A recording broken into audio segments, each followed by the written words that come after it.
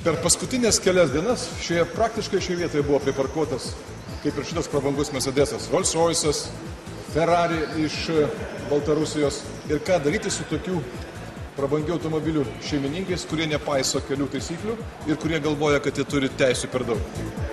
Matyt, tankas yra geriausia priemonė.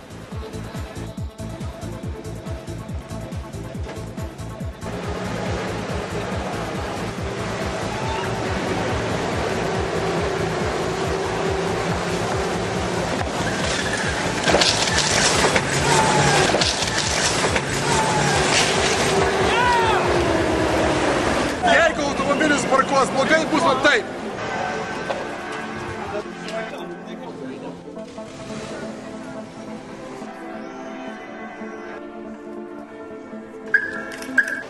Sveiki, kitą kartą laikykitės kelių taisyklių. Pasistengsiu.